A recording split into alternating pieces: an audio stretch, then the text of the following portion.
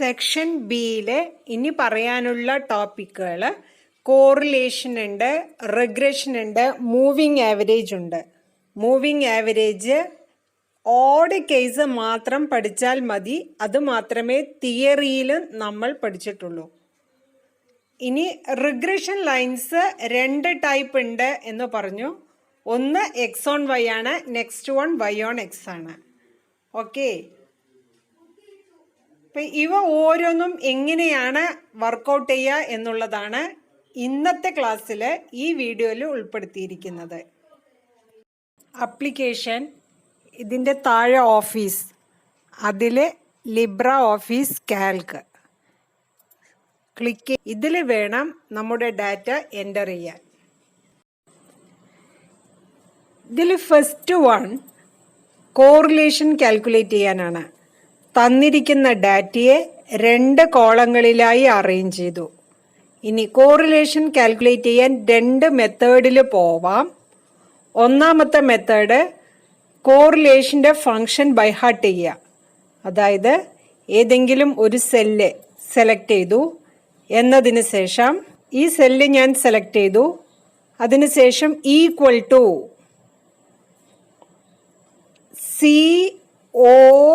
CORREL coral.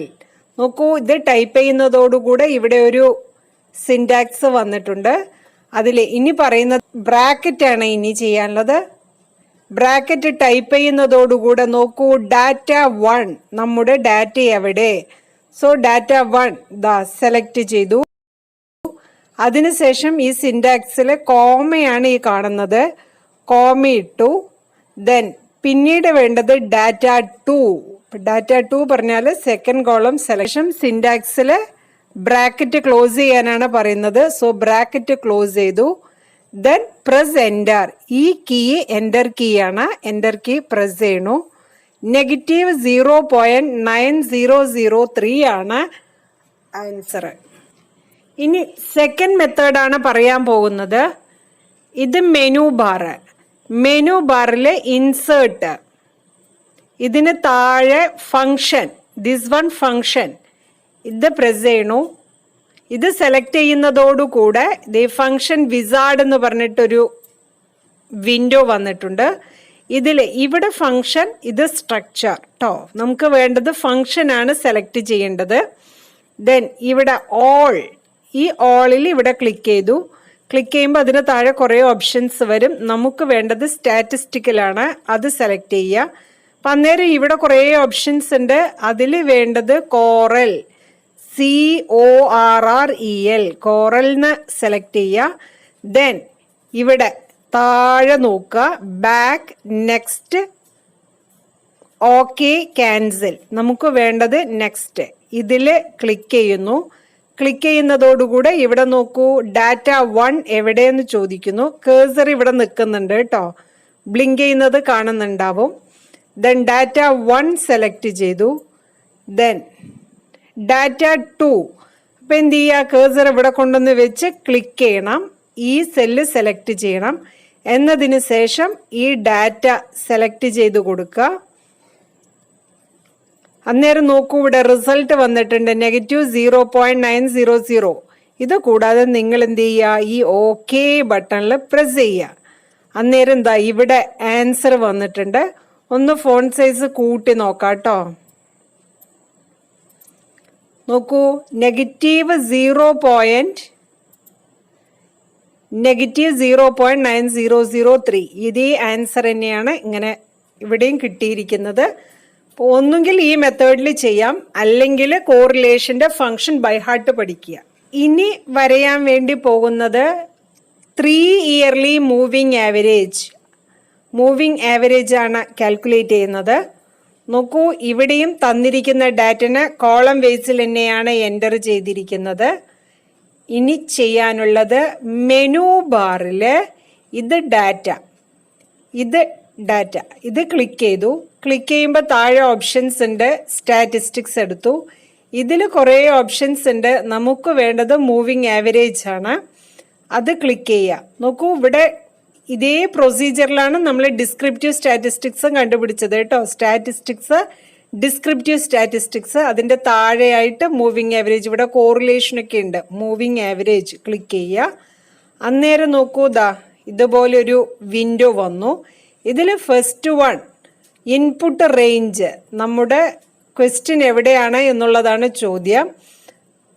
നോക്കൂ, ഇത് select ചെയ്തു, ഡിലീറ്റ് ചെയ്തു കേട്ടോ. നോക്കൂ, ഇത് ബ്ലാങ്ക് ആക്കി വെക്കുക. എന്നതിന് ശേഷം മൂവിങ് ആവറേജിൻ്റെ തിയറിയിൽ നമ്മൾ പഠിച്ചിരിക്കുന്നത് ഇയറിനെ നമ്മൾ ടോട്ടൽ ചെയ്ത് ആവറേജ് കണ്ടുപിടിക്കാറില്ലല്ലോ. ഇതിനെ ബേസ് ചെയ്ത് വരുന്ന വാല്യൂസിനെയാണ് 3 ഇയർ ആണെങ്കിൽ 4 ഇയർ ആണെങ്കിലും ഒക്കെ ചെയ്തത്. അതുപോലെ ഇവിടെയും ഇൻപുട്ട് റേഞ്ചിലെ ഈ വാല്യൂസ് ഹെഡിങ് ഒഴിവാക്കിക്കൊണ്ട് വാല്യൂസ് മാത്രം സെലക്ട് ചെയ്യുക. അപ്പം നോക്കൂ, ഇവിടെ കാണുന്നുണ്ട് കേട്ടോ. ദെൻ ഇവിടെ ഷെയ്ഡ് മാറിയത് കാണുന്നുണ്ടാവും. ദെൻ പിന്നീട് റിസൾട്ട് 2, എവിടെയാണ് നിങ്ങൾക്ക് റിസൾട്ട് വേണ്ടത്, അതാണ് ക്വസ്റ്റ്യൻ. അപ്പം ഈ സെല്ല് ഇവിടെ കൊണ്ടുവന്ന് കേഴ്സർ വെക്കുക. എന്നതിന് ശേഷം ഈ ഹെഡിങ് ഉണ്ടല്ലോ, ഇതിന് നേരെയുള്ള കോളം, ഈ കോളം സെലക്ട് ചെയ്തു. ദെൻ ഗ്രൂപ്പ്ഡ് ബൈ റിസൾട്ട്, നിങ്ങളുടെ ഡാറ്റ എങ്ങനെയാണ് ഗ്രൂപ്പ് ചെയ്തിരിക്കുന്നത്? സോ കോളത്തിലാണ്. അപ്പോൾ ഇത് ഡിഫോൾട്ടായിട്ട് സെലക്ട് ചെയ്ത് വന്നിട്ടുണ്ട്, ഇല്ലെങ്കിൽ നമ്മൾ ചെയ്യുക കേട്ടോ. ദെൻ പിന്നീട് ഇൻ്റർവൽ, എത്ര ഇയർലി മൂവിങ് ആവറേജ് ആണ് കാൽക്കുലേറ്റ് ചെയ്യുന്നത്? നോക്കൂ, നമ്മളിവിടെ 3 ആയതുകൊണ്ട് 3 ആണെന്ന് ടൈപ്പ് ചെയ്ത് കൊടുത്തു. ദെൻ ഓക്കെ, ഈ കിട്ടിയതാണ് 3 ഇയർലി മൂവിങ് ആവറേജ്. വാല്യൂസ് നോക്കാം കേട്ടോ. അപ്പം നോക്കുക, ഈ ഫസ്റ്റ് വാല്യൂ ഇങ്ങനെ വരുള്ളൂ, അതിനെ നമ്മൾ ഡിലീറ്റ് ചെയ്ത് കളയുക, ആൻസർ പേപ്പറിൽ എഴുതുക കേട്ടോ. അപ്പം ഇത് 3 ഇയർലി മൂവിങ് ആവറേജ് ആണ്. മൂവിങ് ആവറേജ് തിയറിയിൽ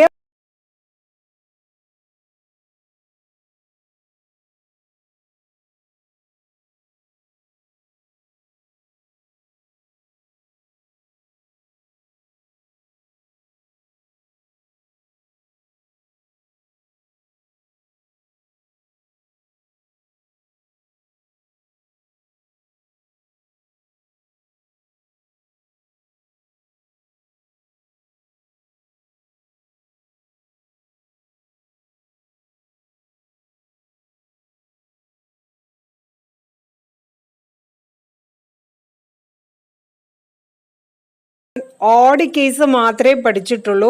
അതുകൊണ്ട് തന്നെ ഒരു എണ്ണം കൂടെ റിപ്പീറ്റ് ചെയ്യാം. ദിസ് വൺ, മെനു ബാറിലെ ഡാറ്റയിലെ സ്റ്റാറ്റിസ്റ്റിക്സിലെ മൂവിങ് ആവറേജ്. ഇത് ക്ലിക്ക് ചെയ്യുന്നതോടുകൂടെ മൂവിങ് ആവറേജ് എന്നുള്ളൊരു വിൻഡോ വരും. ഇതിൽ ഇൻപുട്ട് റേഞ്ച് കാൽക്കുലേറ്റ് ചെയ്യണം. ഹെഡിങ് ഒഴിവാക്കിക്കൊണ്ട് വാല്യൂസ് മാത്രം എടുത്തു.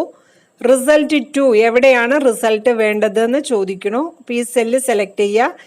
ഈ ഹെഡിങ്ങിന് നേരെയുള്ള കോളത്തിന് സെലക്ട് ചെയ്തു. ഗ്രൂപ്പ് ബൈ കോളത്തിൽ തന്നെയാണ്. നമുക്ക് വേണ്ട മൂവിങ് ആവറേജ് 5 ആണെന്ന് കരുതൂ. ഇവിടെ 3 ഇയർലി അല്ലേ, അതിന് പകരം 5 ഇയർലി ആണെങ്കിൽ ദെൻ ഇവിടെ എന്ത് ചെയ്യുക, ടൈപ്പ് ചെയ്ത് കൊടുക്കുക 5 ഇയർലി.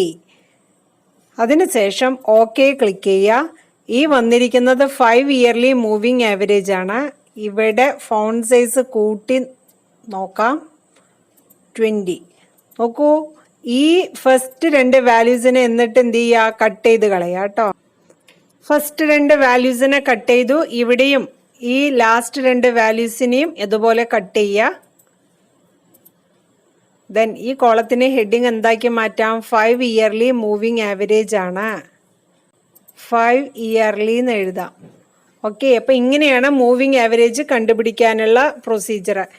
ഇനി വേണ്ടത് റിഗ്രഷൻ ലൈൻസ് ആണ് കാൽക്കുലേറ്റ് ചെയ്യാനുള്ളത്. റിഗ്രഷൻ ലൈൻസ് ജിയോജിബ്രയിലാണ് ചെയ്യുന്നത്. ഇതിൽ ആപ്ലിക്കേഷൻ എഡ്യൂക്കേഷനിൽ ജിയോജിബ്ര സെലക്ട് ചെയ്യുക കേട്ടോ. ജിയോജിബ്ര സെലക്ട് ചെയ്യുമ്പോൾ ഇങ്ങനെ ഒരു വിൻഡോ ഡിസ്പ്ലേ ചെയ്യും. ഇതിൽ വ്യൂ സെലക്ട് ചെയ്യുക. വ്യൂവിന് താഴെ സ്പ്രെഡ്ഷീറ്റ് എടുക്കുക. ക്ലിക്ക് ചെയ്യുന്നതോടുകൂടെ ഇങ്ങേ ഭാഗത്ത് ഇവിടെ സ്പ്രെഡ്ഷീറ്റാണ് വരുന്നത്. ഇതാ ഈ സ്പ്രെഡ്ഷീറ്റിൽ നമ്മുടെ ഡാറ്റ എൻ്റർ ചെയ്യുക കേട്ടോ. നോക്കൂ, ഇതിനെ ഞാൻ മാക്സിമൈസ് ചെയ്യണു. ഇതാ ഇവിടെ ഒരു ബട്ടൺ ഉണ്ട്. ഇതിങ്ങനെ പിടിച്ച് ഡ്രാഗ് ചെയ്ത് കഴിഞ്ഞാൽ ഷീറ്റിൻ്റെ വലിപ്പം വരും. ഈ സ്പ്രെഡ്ഷീറ്റിൽ ഡാറ്റ എൻ്റർ ചെയ്യുക. റോ വേസിൽ തന്നിട്ടുണ്ടായിരുന്ന ഡാറ്റയെ 2 കോളങ്ങളിലായിട്ടാണ് അറേഞ്ച് ചെയ്തിരിക്കുന്നത്. ഇത് സെലക്ട് ചെയ്തതിന് ശേഷം സെൻറ്ററിലായിട്ട് അറേഞ്ച് ചെയ്തു. ഇനി വേണ്ടത് റിഗ്രഷൻ ലൈൻസ് ആണ്. അപ്പം നോക്കൂ, ഇത് ഫസ്റ്റ് വൺ എക്സ് വാല്യൂസ് ആണ്, സെക്കൻഡ് വൺ വൈ വാല്യൂ ആണ്. അങ്ങനെയാണെങ്കിൽ നമുക്ക് കിട്ടുന്ന regression line Y on X ആയിരിക്കും. വൈ ഓൺ എക്സ് ആണ് നമുക്ക് കിട്ടുന്നത്. ഓക്കെ, ഇനി പ്രൊസീജിയർ ഇങ്ങനെയാണ്. ഡാറ്റ സെലക്ട് ചെയ്യുക, ഹെഡിങ് ഒഴിവാക്കിക്കൊണ്ട് ഡാറ്റ സെലക്ട് ചെയ്യുക. എന്നതിന് ശേഷം ഇവിടെ നോക്കൂ, ഇത് ഫസ്റ്റ് ബോക്സ്. ഇതിൽ സെക്കൻഡ് വണ്ണ് ഇവിടെ കാണുന്നത് 1 വേരിയബിൾ അനാലിസിസ് ആണ്. അപ്പം നോക്കൂ, ഈ സെക്കൻഡ് വണ്ണിൽ ഇവിടെ ഒന്ന് ക്ലിക്ക് ചെയ്യുക. ക്ലിക്ക് ചെയ്യുമ്പോൾ 1 variable analysis, 2 variable regression analysis, this one select ചെയ്യണു. സെലക്ട് ചെയ്യുമ്പോൾ നോക്കൂ, ഇങ്ങനെ ഒരു ബോക്സ് വരും. ഇതിൽ സെലക്ട് ചെയ്ത ഭാഗമാണ് കേട്ടോ ഈ കാണുന്നത്. ഇവിടെ ഒന്നും ചെയ്യേണ്ട കാര്യമില്ല. അനലൈസ് ഈ ഓപ്ഷൻ സെലക്ട് ചെയ്യുക. സെലക്ട് ചെയ്യുമ്പോൾ ഇങ്ങനെ പറഞ്ഞിട്ട് ഒരു വിൻഡോ വരും. ഇതിൽ ഇവിടെ റിഗ്രഷൻ മോഡൽ ഉണ്ട്. അതിന് തൊട്ട് താഴെ നൺ ഒരു ബട്ടണും കൂടെ ഇവിടെ കാണും. ഈ ബട്ടണിൽ ക്ലിക്ക് ചെയ്യുക. ക്ലിക്ക് ചെയ്ത് കഴിഞ്ഞാൽ ഓപ്ഷൻസ് ഉണ്ട്. റിഗ്രഷൻ ലൈൻ ലീനിയർ ആണ്. ഈ ലീനിയറിൽ പ്രസ് ചെയ്യണു. ഇത് പ്രസ് ചെയ്യുമ്പോൾ നോക്കൂ, ഈ കാണുന്നതാണ് റിഗ്രഷൻ ലൈൻ. ഇവിടെ ഇങ്ങനെ കേസർ നിൽക്കുന്ന ഭാഗം ശ്രദ്ധിക്കുക. വലുതാക്കും തോറും ഇങ്ങനെ മാറും. ദെൻ ഇവിടെ നോക്കൂ, സിംബോളിക് ഇവാലുവേഷൻ ഉണ്ട് കേട്ടോ. അതിൽ എക്സിൻ്റെ വാല്യൂ തന്നിട്ടുണ്ടെങ്കിൽ കറസ്പോണ്ടിങ് വൈ വാല്യൂ അറിയും. നോക്കൂ, ഇത് വൈ ഓൺ എക്സ് ആണ്. സോ വൈൻ്റെ വാല്യൂ ഇപ്പം നമുക്ക് കാൽക്കുലേറ്റ് ചെയ്യാൻ തന്നിരിക്കുന്നത് വൈ 80 ആവുമ്പോൾ എക്സ് വാല്യൂ എത്രയാണ് എന്നുള്ളതാണ് ചോദ്യമെങ്കിൽ ഇവിടെ 80 എന്ന് ടൈപ്പ് ചെയ്യുക. എന്നിട്ട് എൻ്റർ പ്രസ് ചെയ്ത് കഴിഞ്ഞാൽ കറസ്പോണ്ടിങ് വൈ വാല്യൂ വരും. ഇവിടെയും ശ്രദ്ധിക്കേണ്ട ഒരു കാര്യം, ആദ്യത്തെ കോളത്തിലെ എക്സ് വാല്യൂവും സെക്കൻഡ് കോളത്തിലെ വൈ വാല്യൂ ആണ് എൻ്റർ ചെയ്യുന്നതെങ്കിൽ കിട്ടുന്ന regression line Y on X ആയിരിക്കും. നമ്മൾ അതിനനുസരിച്ച് വേണം ഇവിടെ എടുക്കാൻ. ഓക്കെ, അപ്പം ഇത്രയും ഭാഗങ്ങളാണ് സെക്ഷൻ ബിയിൽ പഠിക്കാനുള്ളത്. If you like the video, please subscribe and press the bell icon.